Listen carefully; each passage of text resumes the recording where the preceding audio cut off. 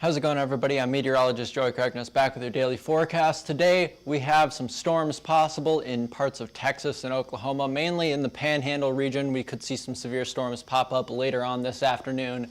And then for tomorrow, we're looking at a good chunk of the Central Plains could see some fairly large storms. That's mainly going to be in Nebraska and Kansas with those largest risk areas to see those bigger storms, but those storms could be a little farther north and farther south as well. And then we're still keeping an eye on that ridge that's moving in from the west, decreasing that storm potential and really cranking up that heat as we move into the back half of this week and going into the first half of next week. That's when things are really going to start warming us up for us here. But before we get into the weather, we have our Raising Cane forecast 2024. It's kind of an offshoot of the Raising Hail forecast. We're not going to a bunch of different locations like we did for that.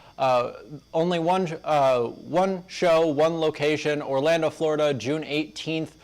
Come by, see what we're expecting for the 2024 hurricane season. Things look like they could be fairly active. So if you want to get a little bit of insider information, come by, see what Derek is going to be saying about this year's hurricane forecast. So recapping yesterday quick here, we had some fairly large, a large area of storm activity starting up north here in the Midwest. Had a couple of tornadoes in Michigan, one brief one in Ohio.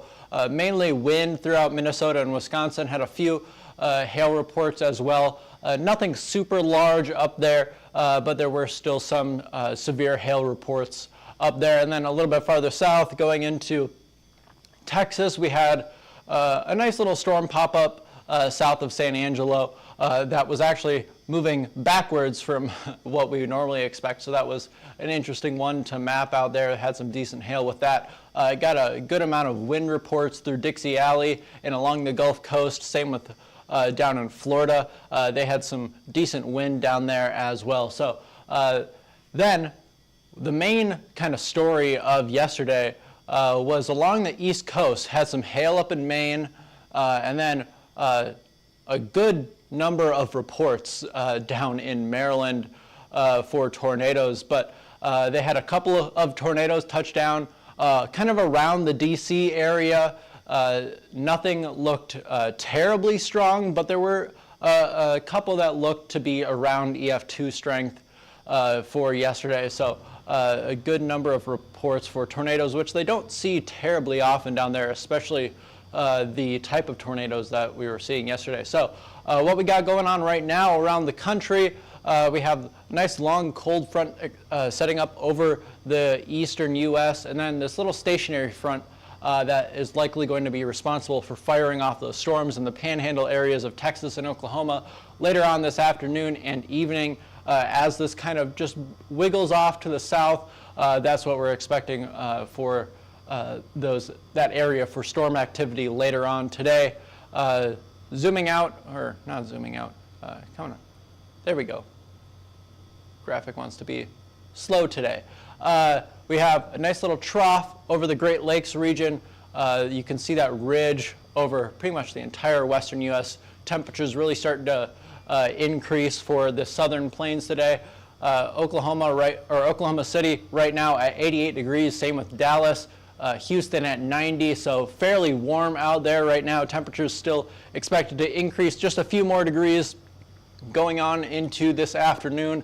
So expecting many areas to get into the mid to low 90s later on today. So that'll supply plenty of energy for these storms to work with. Here's what we have for what we're expecting for tonight or this afternoon and evening. Few little storms popping up right around that 4 to 5 p.m. time frame, and then starting to increase in coverage a little bit around 7 o'clock or so.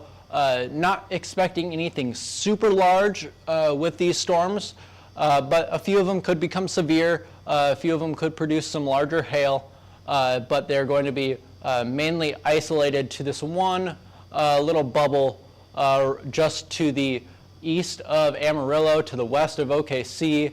kind of right around that I-40 area is where those storms are expected to stay before dissipating into the overnight hours. And then really that storm potential dies down pretty quickly going into overnight tonight and into tomorrow morning.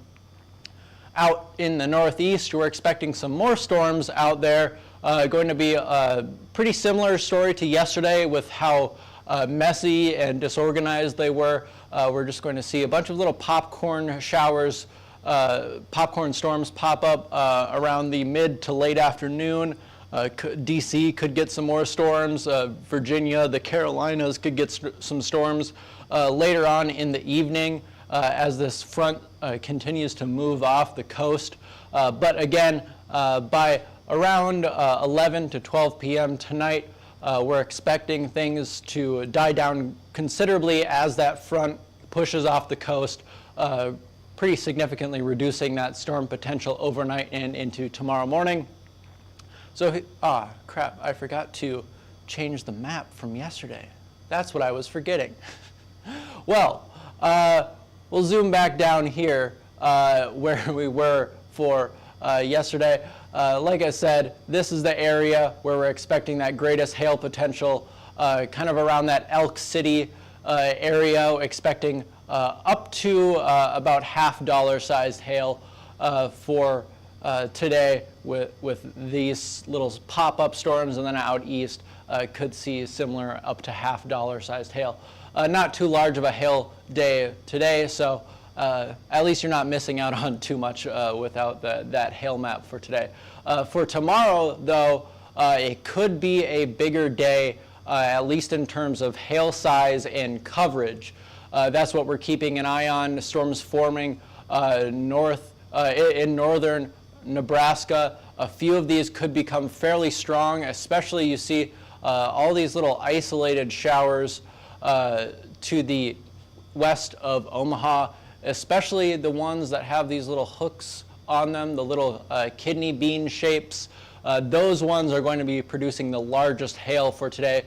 Tomorrow, I mean, we could be seeing up to golf ball or larger hail with some of these storms as they really get going right around the hour or two before sunset. So things are looking pretty good for that. And then a lot of you roofers will really like this here. We have another storm that could be moving into Kansas City, producing fairly decent hail, at least based on what this one model shows.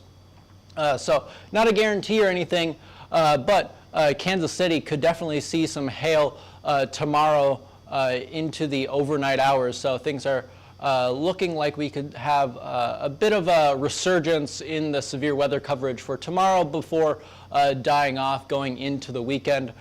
Here we have our jet stream here showing this nice little trough over the Great Lakes region, a cold front extending about from Toronto all the way down south into Dixie Alley.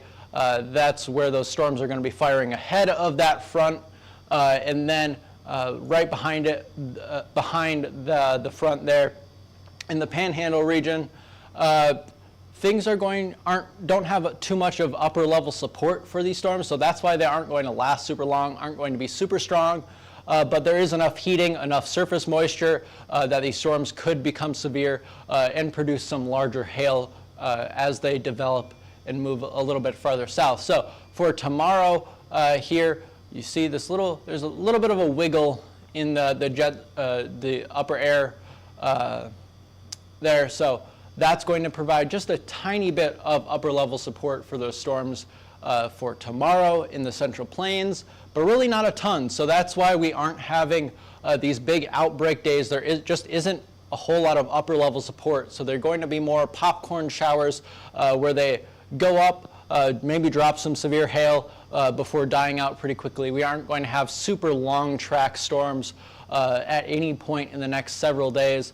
We could see a few that are slightly longer track storms, but nothing where we're going to see storms moving, 50 to 100 miles, dropping hail the entire way. Maybe they move like 20 miles before dying out completely. But then going into the weekend, the jet stream really calms down. We could see some severe weather following this little low as it moves into the Great Lakes region. And then going into the end of next week, things are still fairly slow.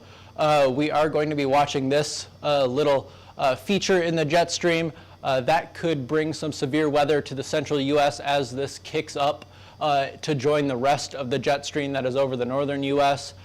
This little system could cause some severe weather, but really we don't see much upper level support to have any of those big outbreak days that we had really for at least the half of May. We are seeing just wave after wave of strong upper level support to drive those big outbreak days.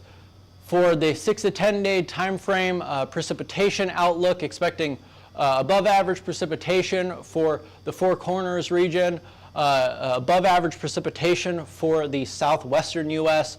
And this feature right here, these dark greens, that is picking up on our first what could be our first tropical system of the year right now. So the models are showing something spinning in the Gulf Coast that could be impacting the southeastern U.S. sometime towards the end of that 6 to 10 day time frame. So about 10 to 14 days out is when that is expecting to kind of be affecting the Gulf Coast there. It's not expected to be super strong or anything like that, but it could be maybe tropical depression strength going into as it makes landfall. So it could bring some decent winds, possibly some tornadoes, but for sure heavy rainfall. But we're keeping an eye on that as things continue to change and develop with the models. We'll keep you updated as we move into a little bit closer. For temperatures, things are really going to start heating up for the western U.S. You see pretty much the entire western 2/3 of the U.S. expected to be above average. Small area of the Ohio River Valley, Dixie Alley, expected to be below average. Now below average for them is still fairly warm, but still slightly below average with just how the jet stream is expected to set up, bringing in some cooler air from the north. But yeah, so things are going to be slowing down a little bit over the future, or over the next 5 to 10 days or so. In terms of severe weather, things are really going to be heating up as well as that ridge sets in. And we do have a hint at our first tropical system making landfall sometime in that 10 to 14 day time range. So things look like they could be picking up for hurricane season, dying down a little bit for the severe thunderstorm season, but this is nowhere near the end of severe storm season. We'll probably see another uptick as we get towards the end of June. That's when things look like they could be picking up again, the back half of June. So keep your eyes on that. But that's all for now. If you're interested in learning more about us, go ahead and follow us on Twitter, Facebook, Instagram, YouTube, and TikTok. Go ahead and scan that QR code up above me if you're interested in purchasing a plan, or you can give us a call at 855-334-4245, email us at info@hailtrace.com, or check out our website at www.hailtrace.com. That's it for now. I'm meteorologist Joey Cragness. Thanks for watching.